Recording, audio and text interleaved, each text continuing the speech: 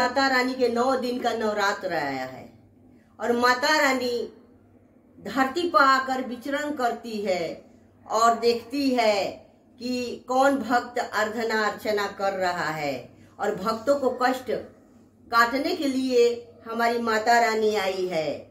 जब जब पाप बढ़े धरती पर लेलू तू अवतार हो, पापी दुष्ट निशाचरन के करेलू संगार हो। लेके अवतार एक बार मोरी मैया हो, लेके अवतार एक बार देवी मैया हो। कलयुग में ले लाया अवतार मोरी मैया हो, कलयुग में ले लाया अवतार मोरी मैया हो।